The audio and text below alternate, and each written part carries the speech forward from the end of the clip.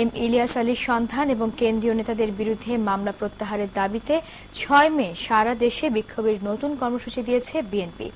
দাবি আদায়ে হরতালের চেয়েও কঠোর কর্মসূচি দেওয়ার হুঁশিয়ারিও উচ্চারণ করেছেন স্থায়ী কমিটির সদস্য ব্যারিস্টার মওদুদ আহমদ। রাজপথে আন্দোলনের পাশাপাশি আইনি লড়াই চালিয়ে যাওয়ার কথাও বলেন বিএনপি নেতারা।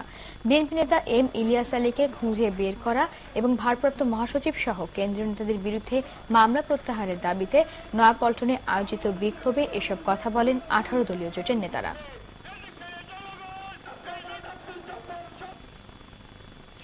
বিএনপি নেতা ইলিয়াস আলীকে খুঁজে বের করার আশ্বাস দিয়েছেন প্রধানমন্ত্রী শেখ হাসিনা। তার আশ্বাসে আশান্বিত ইলিয়াস আলীর স্ত্রী তাহসিনা রুশদী লুনা ও তার পরিবার। নিখোঁজ বিএনপি নেতা ইলিয়াস আলীর স্ত্রী তাহসিনা রুশদী লুনা গত সন্ধ্যায় প্রধানমন্ত্রীর সঙ্গে দেখা করতে গেলে তিনি এই আশ্বাস দেন। প্রধানমন্ত্রী এ সময় আরও বলেন, দেশের যে কোনো নাগরিক নিখোঁজ হলে তাকে খুঁজে বের করার দায়িত্ব সরকারের। তাহসিনা রুশদীর সাথে প্রধানমন্ত্রীর সাক্ষাতের পর এই বিষয়ে গণভবনে সাংবাদিকদের জানান প্রধানমন্ত্রীর বিশেষ সহকারী মাহবুবুল হক শাকিল।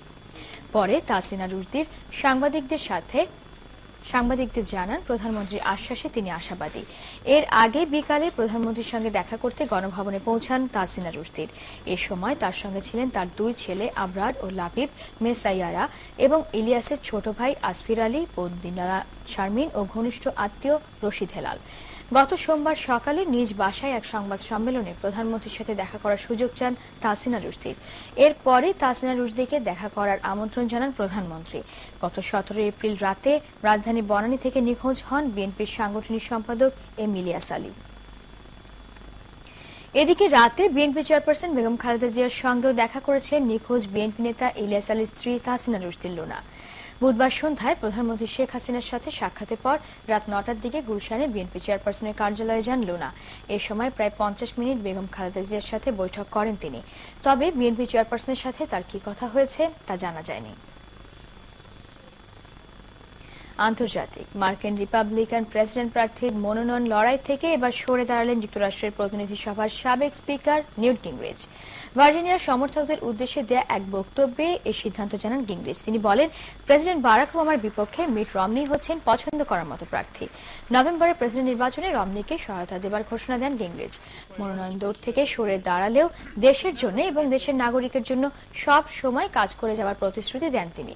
বিশেষজ্ঞরা বলছেন, গত সপ্তাহে ৫টি অঙ্গরাজ্যে পরাজয়ের পরই এই সিদ্ধান্ত নেন নিউট গিংরিচ। তার সরে দাঁড়ানোর ফলে রিপাবলিকান দল থেকে মিট রমনির চূড়ান্ত দলীয় মনোনয়ন পাওয়া এখন প্রায় নিশ্চিত। তবে প্রার্থিতা পুরোপুরি নিশ্চিত করতে চলতি মাসের মধ্যে মিট রমনির দরকার হবে ১০৪৪ জন প্রতিনিধির সমর্থন। খেলার খবর, ফুটবল স্প্যানিশ লিগ। স্প্যানিশ লা লিগায় অ্যাথলেটিকো বিলবাওকে ৩-০ গোলে হারিয়ে ২ ম্যাচ হাতে রেখে চ্যাম্পিয়নশিপ নিশ্চিত করেছে রিয়াল। এতে করে শিরোপা জয়ে বার্সেলোনার ক্ষীণ আশাও চূর্ণ হয়ে যায়। মেসির হ্যাটট্রিকে বার্সেলোনা ৪-১ গোলে জয় পায় মালাগার বিপক্ষে। বুধবার রাতে বিশ্বের ফুটবল ভক্তদের দৃষ্টি ছিল বার্সেলোনা মালাগা আর রিয়াল মাদ্রিদ অ্যাথলেটিকো বিলবাও ম্যাচের দিকে। বার্সা জিতলে আর রিয়াল কোনো অঘটনের শিকার হলে শিরোপার ক্ষীণ স্বপ্ন টিকে থাকবে কাটালানদের। কিন্তু বর্তমান চ্যাম্পিয়নদের নিরাশ করে টাইটেলটা নিশ্চিত করে লা লিগার সর্বাধিক চ্যাম্পিয়নরা। অ্যাথলেটিকো বিলবাওয়ের মাঠে গঞ্জালো হিগুয়েন, মেসুট ওজিল ও ক্রিস্টিয়ানো রোনালদোর গোলে প্রতিপক্ষকে হারায় রিয়াল। ৪ বছর পর আবারও শিরোপা ঘরে তুলতে যাচ্ছে তারা। লা লিগায় এটি হবে রিয়ালের ৩২তম টাইটেল।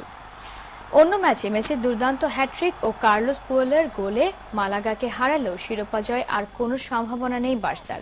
হাতে ২ ম্যাচ বাকি থাকলেও রিয়ালের চেয়ে ৭ পয়েন্ট পিছিয়ে আছে বার্সেলোনা। এ ছিল এখনকার মতো। পরের সংবাদ বেলা ১২টায় দেখার আমন্ত্রণ রইল। এছাড়া দেশ বিদেশের সব শেষ সংবাদ সবার আগে জানতে আপনার গ্রামীণ ফোন অথবা এয়ারটেল থেকে ডায়াল করুন 1616 এই নাম্বারে।